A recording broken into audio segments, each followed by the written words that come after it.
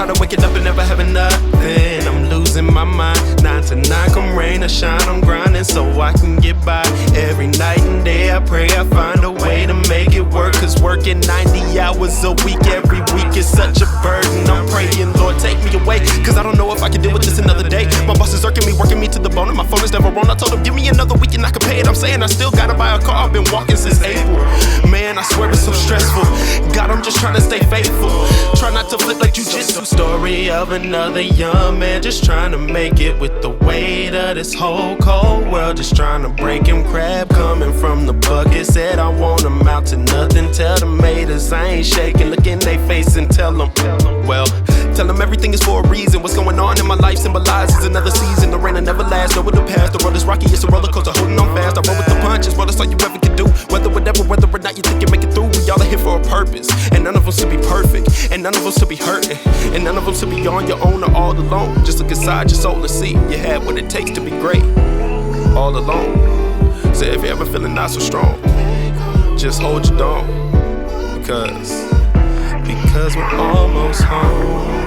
Oh, oh, oh, oh.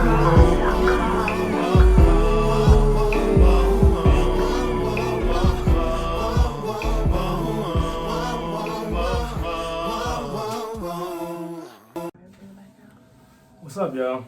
Hello, hello. We don't have a cooties today. We're happy to see you though. Today. It's been a lot going on last week. Our country is pretty much ablazed, and we thought it was utterly necessary that we need to talk. Yeah. We need to talk about it, and we have some opinions, and we have some things that we've been processing, and we would love to share that with you all.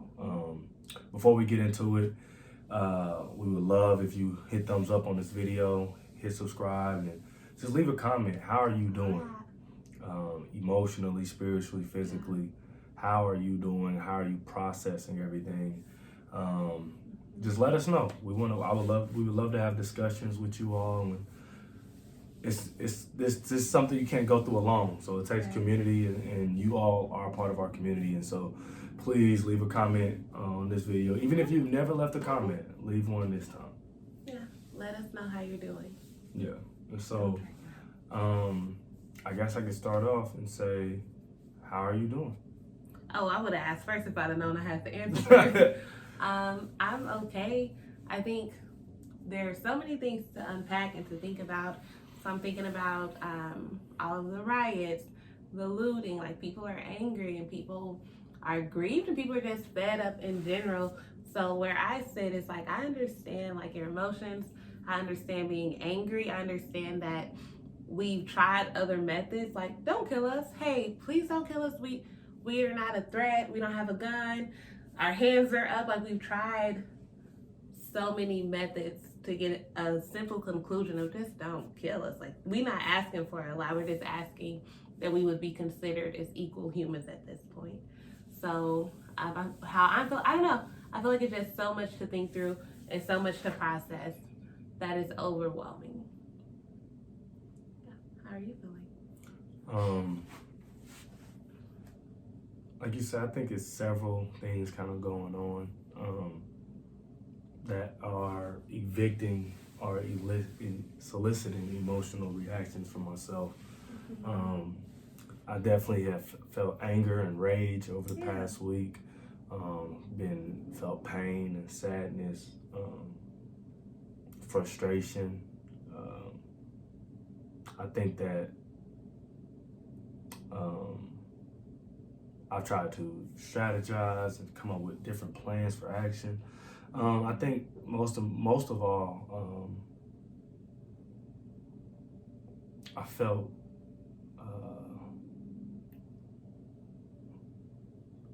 I think the emotion I felt most was lament, was mourning, and not only mourning the life of George Floyd and Ahmaud and Breonna, these recent, not all by any means, but and there's even more that we don't know about, I'm sure.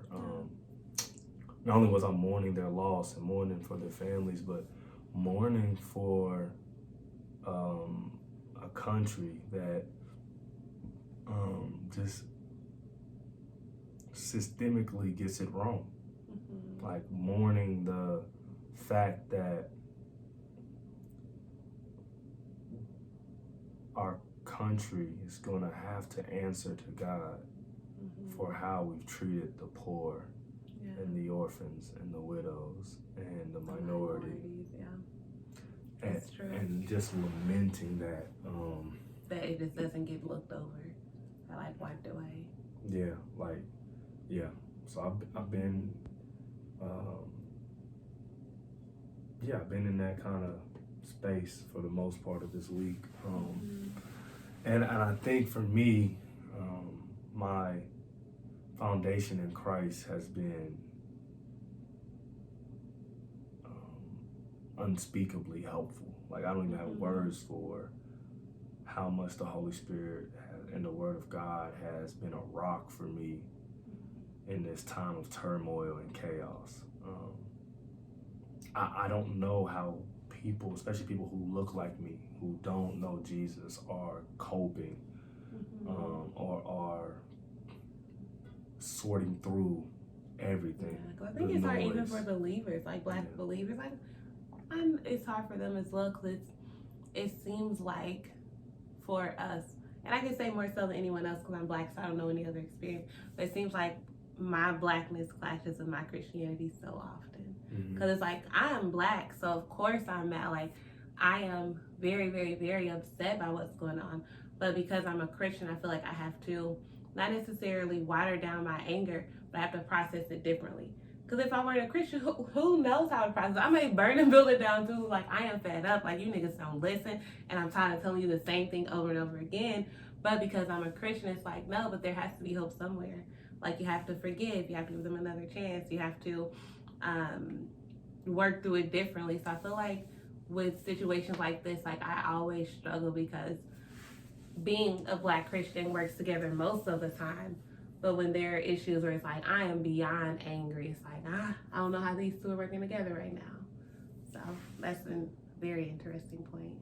Yeah, I think you're right. I think there's a lot of times and moments in the history of our country, especially, where minorities' ethnicity are put at odds with their faith and put at odds with their relationship with Christ. That is the tension, that is the cross that we bear, being minority believers in a country that is systemically oppressive. At the same time this week, I was encouraged. A lot of my friends who don't look like me reached out to me, checked on me, told me they loved me, told me they were mourning with me. I've had some healthy conversations with people. Hopefully I'll have many more.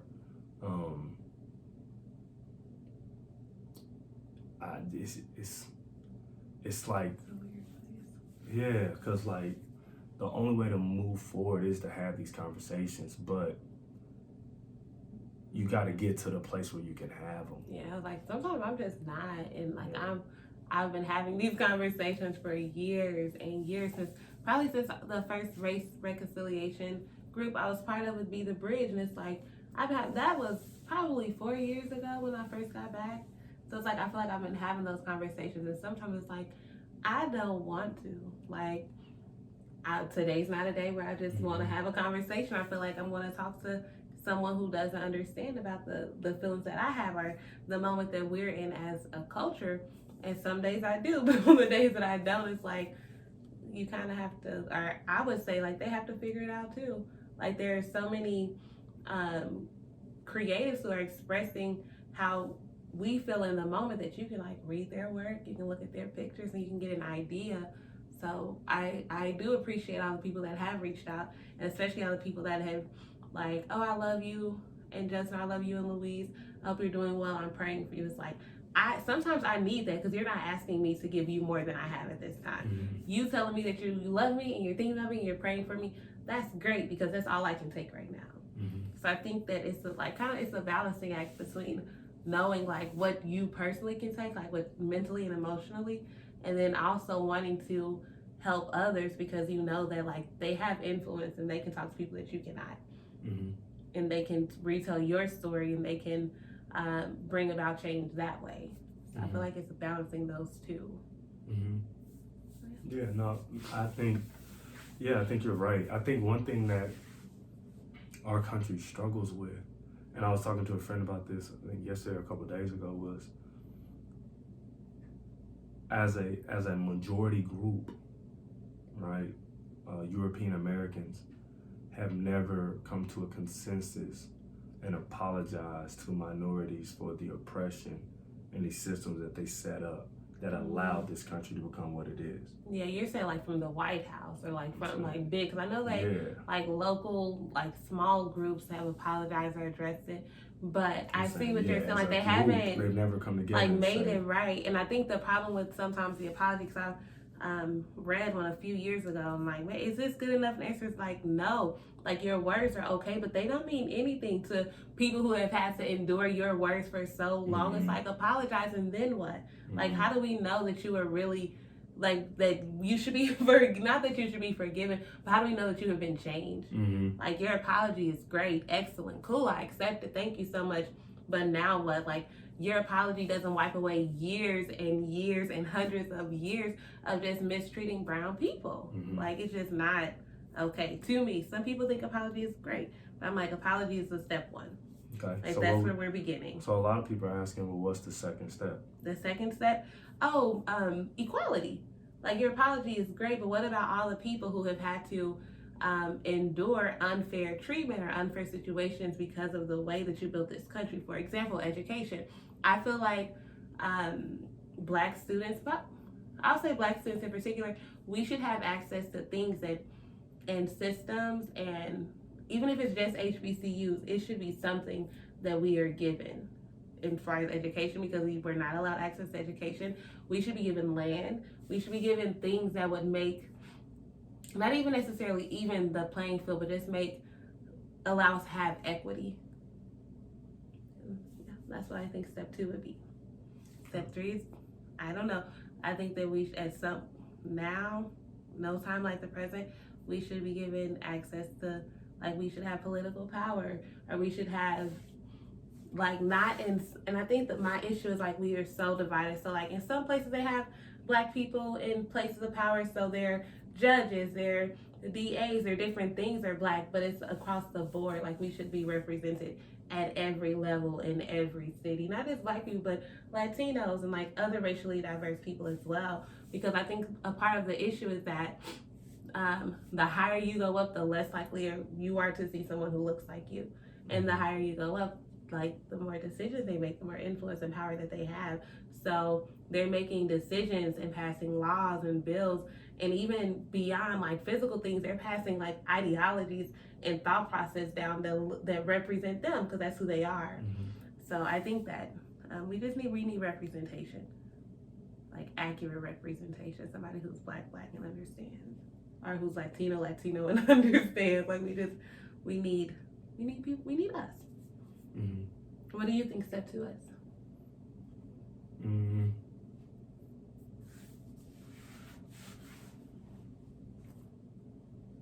Had quite a bit of time to think. Yeah. Did I? Okay. I guess since you said so long. Since you said I had quite a bit of time, I must have. Right? Sure. I think that the second step is after acknowledgement and apology and a consensus apology. I think the second step is re-education. I was thinking about that. Yeah. I think that as a country, we have to shift how we teach and how we talk about our history, and we have to talk about it in a way that is fair not only to the majority but to the minorities. So not only to the majority who won and who oppressed, but to minorities who lost and suffered. The example I always think about is Germany and how they talk about the Holocaust. Yeah, they seem very repentant. They are, as a country, repentant and sorry for that time. And they don't hide the fact that they made mistakes. Right. It doesn't change the fact that they are still proud to be Germans, but they, in their pride of being a German, they acknowledge that hasn't always been a good thing. Yeah. And so for me, that they got it wrong. Yeah, I think for me, physical things are nice, like money and land and things like that. I think those things are probably deserved, but I think more importantly, we have to shift the way we think. Yeah, I would agree with that. And so for me, the second step is we have to change the way our schools talk, change the way our government talks, and be very intentional on that shift. Not just thinking, oh, it'll happen as people that get to these places or whatever, but be intentional on that. And it might take representation for that to happen, but that's something that's the second step for me. And I agree, but my only question is, with that step, a lot of the thinking and ideologies that provoke certain actions are passed down in intimate gatherings, like in your home, or when you're out with your parents, or when something happens. It's not always that it is taught at school, that they get these thoughts that like black people are less than, or they're not as valued, or they're not as smart, or they're not as pretty, and all these different things. Sometimes those are passed down like in informal settings. So how would that fit with your second step? Like, what would you do with that? Well, I think that most people regurgitate things that they've been taught. And so, yes, things have been taught in homes, but I think not only are things taught at home, that they're reinforced and confirmed when you leave the home. And so things that are taught in home, but you leave and are confronted with that ideology or those topics or whatever, those discussions at home are confronted by the world. Now there's tension. And I think that tension has to be there. It has to be healthy tension, because if we don't present that tension, then you're just leaving the house and being confirmed as you read and as you are educated outside your house. Yeah. Because most people are more educated than their parents. Most people end up more educated or knowing more than their parents. Because of access to information, access to resources. And parents, that's what they do. They set up their children to, go further. So a lot of times we're already being confronted with a lot of things that we grew up thinking. Financially, spiritually, we already be confronted that way.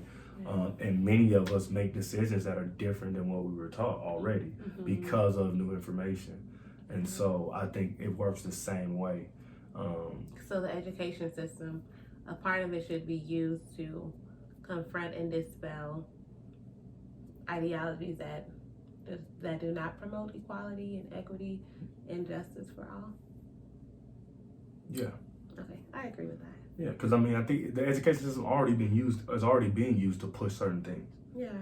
You know what I mean? And it's been successful pushing those things.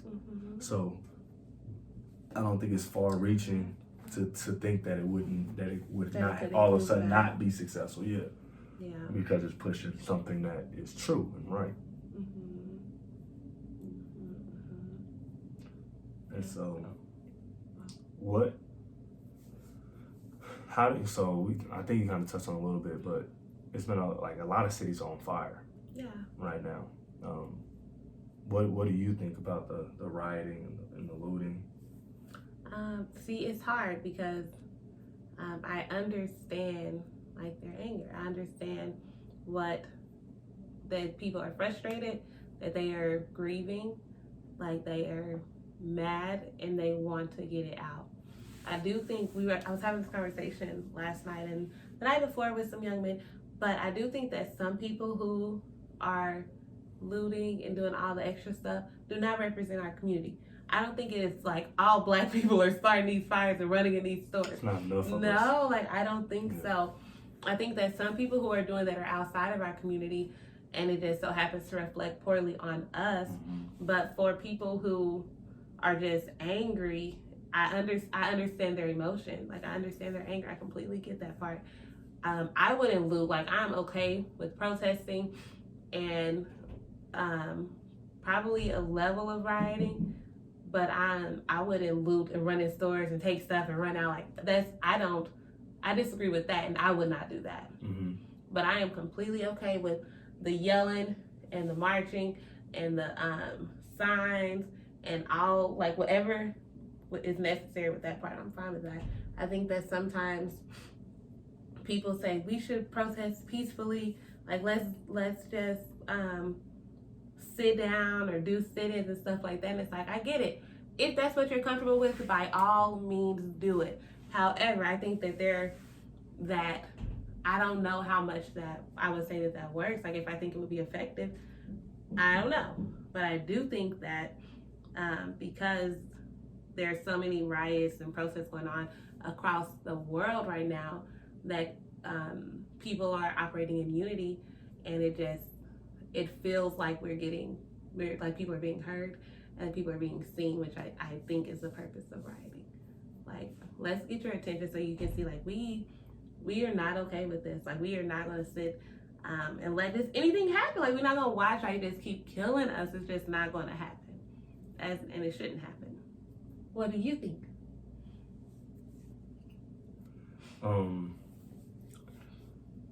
I think that rioting and looting is what happens when people don't feel like they have a voice to change the situation that angers them.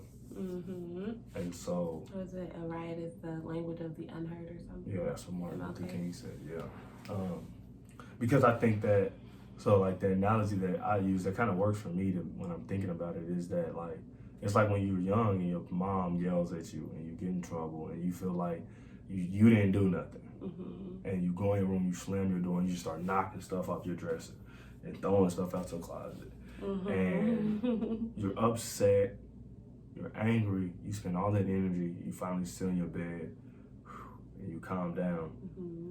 You still got to clean up your room. Yeah. Like, you got to put stuff back. But it made you feel better to destroy that stuff. Mm-hmm. Because you don't feel like you have a voice to voice that anger, like that to express frustration those with your feelings mother. to her. Yeah. And so when I see the riots and I see the people in the streets that are angry, and then I see, like, I saw Minneapolis last night, and it looked like a civil war zone. It did. The way the police were in rows and how they were marching forward, and they were tear gassing Americans. Yeah.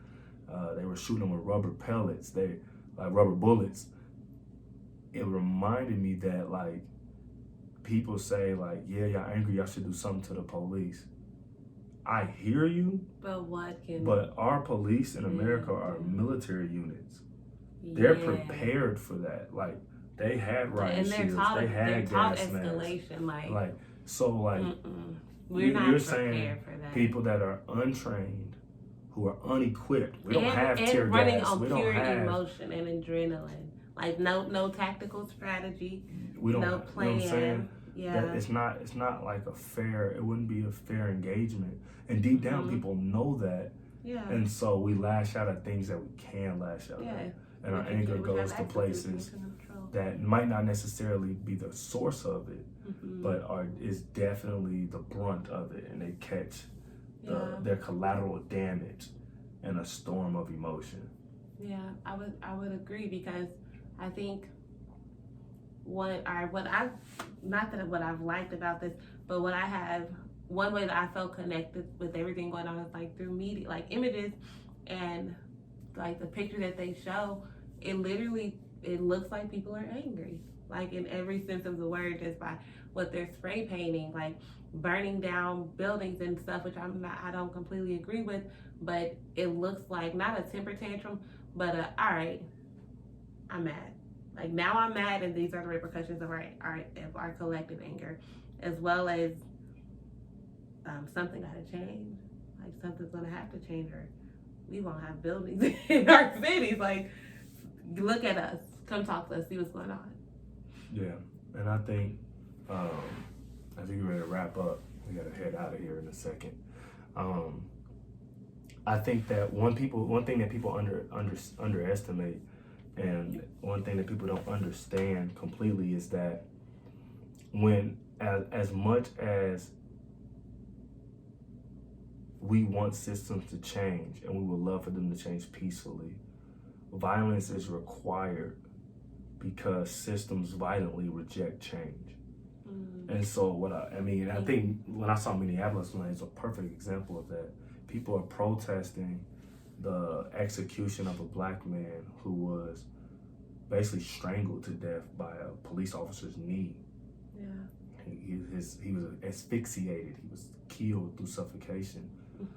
The system, the police force, fights back against the protesters who are protesting this man's suffocation by tear gassing them. Yeah. And how ironic that is. Yeah, that's great. Okay. And how that's a perfect picture of systems violently resist change. Yeah. Because if they were worried about the looting, they're worried about the rioting, they go stand in front of storefronts. They could use them same rubber bullets. They could protect the building. That's what Jalen said last night. Like, why don't the police just stand in front of they the could do stores that. and let them? I was like, but that's not what they want. They don't. It's not. They don't. They want to shut us up. Yeah, it's less about protecting the entities than like, no. You're gonna say what we want you to say. You're gonna think how you want us to dance. think. You're gonna do what we want us to do. Yeah. And it's a fight for control. And the system is saying you are out of control, and we're gonna take it back. It's literally like slavery. Like, don't be too free. You're too free. You're too confident. You're saying too much. Let's rein. Like, pull you back in. Yeah, that's a very good point. That's a very good analogy. So yeah, do you have anything you want to close with or say? I would say closing thoughts. I would encourage you to do something. For some of you, that is like social media influence, or making Facebook posts or videos or Instagram or sharing something. But I think when a community is requiring change that would affect, like grand change that affects a lot of people, everything matters. So like sharing a Facebook post of the protest or making a comment about what's going on, because you have reached that we don't have, and we have reached that you don't have. So whatever your context is, as much as you are comfortable, find a way to do something. Even if you think it's small, like, it matters. So some of you everyone's about comfortable protesting. Like, I don't mind protesting. I'm not comfortable looting and with all the other stuff, but do what's comfortable to you, because it'll help. What's your closing thing? Yeah. Stop killing us, dang. Like, I think that's the main message. Like, stop killing Black people, please. We are but humans. Like, we're mere men, all of us. So yeah. And we value. There's so many. Now my mind just kind of works like this with all this, but it's like, especially to Black people in this time and in this moment, I feel like we are building community kind of because we're all experiencing something together. And like, we understand, like we all kind of understand the emotions that are going on. For me, my closing remarks are emotions are reactions to outside stimulus. They are things that are alerting you to the fact that something is going on outside of you. Process your emotions so you're able to understand why you feel the way you feel, and allow your understanding, not your emotions, but your understanding of your emotions, to direct your actions for change. So don't go out here with emotion, even though for some people it's hard not to emotionally respond. But you're saying, like, process through your emotions, and after you process, then you'll be more prepared to respond.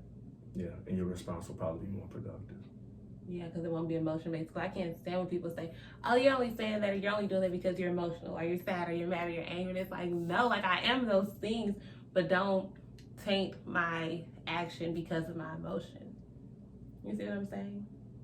Yeah, it sounds like yours. Okay. I'm saying what you're saying. No, but okay. Oh, I thought I was. No, we didn't say the same Oh, thing. man. No. We said opposing things? Yeah, it was complete opposites, but that's okay. But I understand what you're saying. Okay. I don't think so, Okay. but... You said emotion, process, action. So how do you think you said the same thing as me? Because I'm saying that. No, I'm not saying the exact same thing as you. You literally just said we said the same thing. We said similar things. What is no? No. I think I said yes. I understand. So that I agree with you. So that they don't say that we did those things because of our emotion. Like if you were level-headed, you would have never protested or something. But because you process your emotions and you have an understanding of your steps, then you can go and do them. You can execute. Mm-hmm. That's what I'm saying. Okay. So yeah, we love you guys. Yeah, we love you. What do you have to say? Nothing. I hope. I don't know what else to say. I hope your week is better than last week. Yeah. Prayerfully, we see some things shift and change. And I hope so. I hope that you're a part of it. I hope that we are a part of it. Agreed. Before we go, I do want to shout out Wyandotte Raised because I'm very proud to be from the Dot. I'm very, very proud to be from Kansas City, and I absolutely love my city. So, shout out to a Black-owned business, local business, who actually do the work and who love the city just as much as I do. Thank you. Yeah, and I got the same. I got some other clothing on. Self-made, self-paid. Casey made me clothing. So shout out to them. I love it. We proud to be from the Dot. Proud to be from Kansas City. My fist is small, but all of Your it. fist is very small. And Both of them. but it's black though, I guess. It's black. Just because you say it twice doesn't mean anything. Be black. That's my closing remarks. Be black. Be as black as you want to. Wear your fro, wear your curls, wear your locks. Do what you gotta do. Be black. And enjoy it. Be confident in that. Because we all love it. You say something like that for boys. All right, y'all. Bye.